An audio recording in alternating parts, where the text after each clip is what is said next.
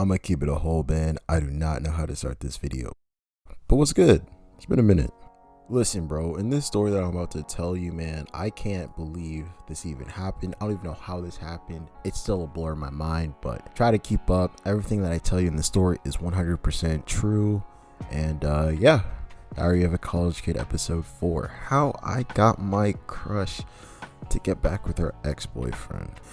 Here we go. So one night at school in 2019, I was playing indoor soccer with some friends, and as we took a break, my friends Jason, Kenny, and I noticed two girls at the gym. We all looked at each other, and we already knew what was up. Luckily, one of the girls actually played indoor soccer as well, and since everyone was pretty nice in the community, it was going to be easy to talk to her. But I was actually interested in her friend, so I was trying to shoot my shot with her. She wasn't ugly at all or anything. She was actually really pretty. I just wanted to shoot my shot with a friend. You feel me? So I walk up to her and I introduce myself, and she's pretty nice to me. Her name for the story is Catherine. So Catherine and I chat up for a little bit, and after a while, I finally cut to the chase to ask about her friend. So your boy can slide, you dig? Anyway, when I asked her about her friend, she already knew what was going on. She was like, oh, so that's why you wanted to talk to me. I see you. Look, man, the cat was out the bag. I look like an asshole, but since I'm me, I improvise smoothly. Oh no, it's not like that at all. I'm just trying to get to know you guys since y'all seem like pretty dope people. I'd like to conversate with y'all, that's all. Now, Catherine is super smart. As a matter of fact, she's a civil engineering major, so it made sense that she didn't buy my story. But she ignored it and she introduced me to her friend anyway. And to make things a long story short, she was already talking to someone, she shut me down, blah blah blah. Catherine saw this on the side and she was giggling, and I peeped her and I was like, okay, I see you. And just like that, she joined our friend group. Throughout the year of 2019, our friend group started to grow really strong. We played soccer together, ate at tons of restaurants together, and partied very hard. And as the group started to grow, your boy caught some feelings. I know, Theo, you a simp. Look, Cupid struck me, man, and he hit me hard. As time was passing, we started to flirt more and more. Eventually, I told my boys, Kenny and Brian, and of course they had my back, and they told me I gotta shoot my shot. But hold up, real quickly, because this is very important to the story. While we were hanging out throughout the year, she had been on and off with her boyfriend. But most of the time, she was off with him.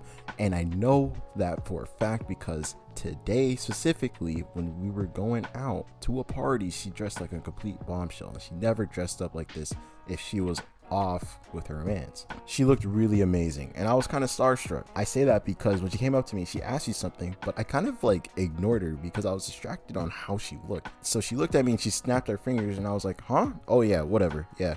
And she was like, okay, thanks for agreeing to pay for the Uber. And I was like kind of pissed off because I paid last time, but I'm like, whatever, right? So we get to the party and it's kind of bumping. Everything seemed dope. So we went to the backyard and we saw some beer pong tables out. And when it came to beer pong, I need y'all to listen to me. I don't lose. Put me up with anybody on the planet and I promise you I won't lose. As a matter of fact, let me show you some evidence right now. End it.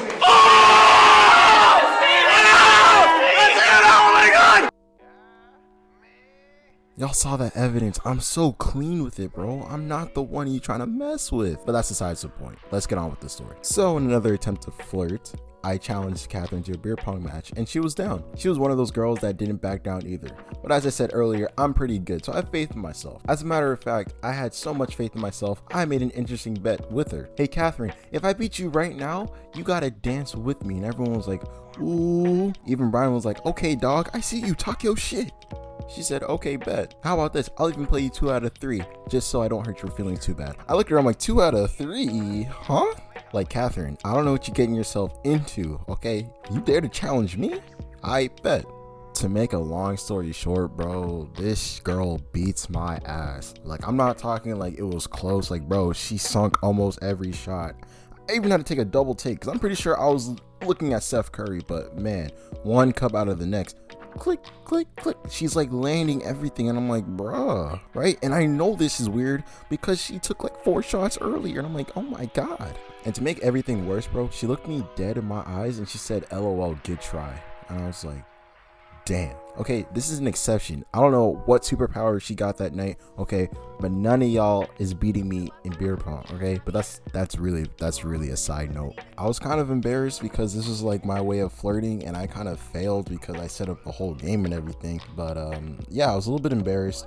And then my homie Brian pulls up and he's like, bro, who cares if you lost? Go dance with her anyway, bro. If she took the bet, she's got to be at least interested in you, right? And to be honest, my boy's spitting facts. I'm like, yeah, you're right. So I took a deep breath and I head out to the dance floor. As I'm walking to the dance floor, the idea dawns upon me that we've already been flirting back and forth. So there's no way that she's not interested in me, right? Like there's no way, right? So I'm gonna shoot my shot anyway. We gonna see what's gonna happen. So about 15-20 minutes go by, right? And each song is kind of slow, right? Like it's not like my vibe that I can really dance to, right? And then I forgot what song. I'm gonna just assume it's Sicko Mode, but I started to get down, bro. Like I was dancing so hard, and if you know me, right, if I start dancing hard, the party's gonna get more lit. Instantly, it's getting more lit, right? And at first I didn't see Catherine for those like 20 minutes that I was waiting, but as soon as it started getting lit over on my side, she started to pull through, and I'm like, okay, this is it. This is my time, right? So we're dancing next to each other, but we aren't dancing together, if you catch my drift, okay? We're just next to each other. We're not bumping and grinding.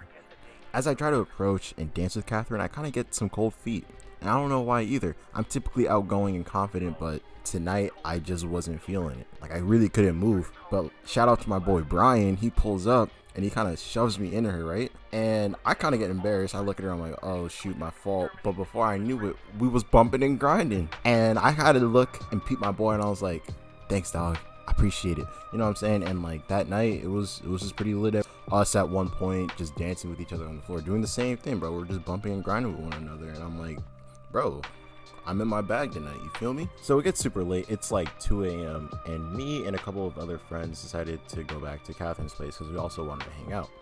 So I sit on the couch, my homeboy Brian sits on the other side, and then someone else came along. And I don't know why, but Catherine had to go do something in the kitchen, I don't know. So I'm just chilling with my arm up on the couch and whatever, you know, I'm laid back. Then all of a sudden, Catherine came down immediately to sit next to me in my arm. And I was like, real shit? And I'm looking at my boy Brian, and he's like, yeah, you know what I'm saying? And I was like, yeah, she is digging me, you know what I'm saying? So that was kind of cool. And after like that day and whatever, you know, we still flirted and whatnot, and it was actually starting to get somewhere. You would think I got somewhere, right? Wrong. This is where the turn comes in. A few months later, me and her are playing ping pong at our gym on campus, and for some reason she was kicking my ass. Like, bro, I don't know what it is. She's just good at all these games for some reason. Like, I don't understand it either, bro. But after we played a few rounds and she whooped me every single time, we both sat down, but I noticed that she was kind of upset.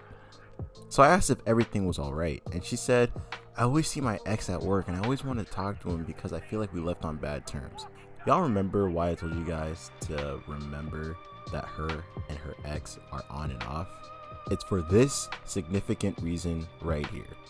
She looked me dead in my eyes and she said, what should I do, Theo? And when she asked me that, it felt like the whole weight of the world just dropped all over my shoulders. Like I didn't know what to do. Alright, I was conflicted.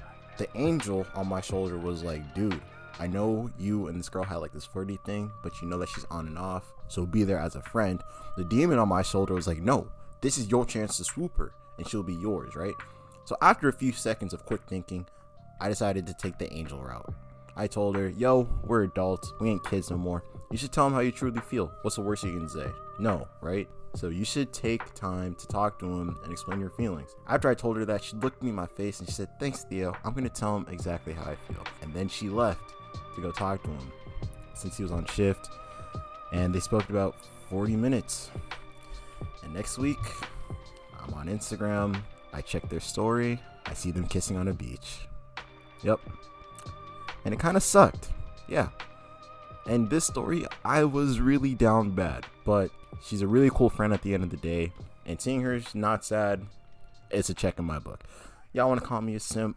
Y'all have every right to call me a simp, but I felt like I was doing the right thing. You know what I'm saying? So yeah, that's all I had to say. I hope you guys are actually learning from these videos. Like, please don't simp, bro. These are stories from like back then.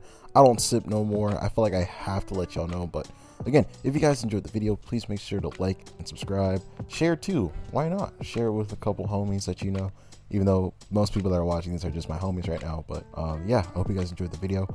Like, subscribe, and I'll catch you guys in the next video. Peace out. Have a wonderful day. Let me write you a love song.